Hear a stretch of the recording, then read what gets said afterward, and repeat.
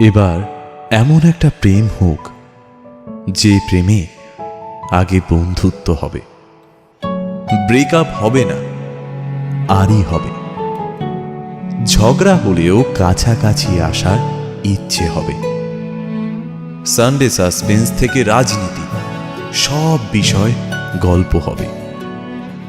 শুধু কথা দিলেই হবে না, কথা রাখতে হবে। জীবনে হারি বা জিতি, সে সব কিছুর অংশ হবে। মন খারাপের ওষুধ হবে।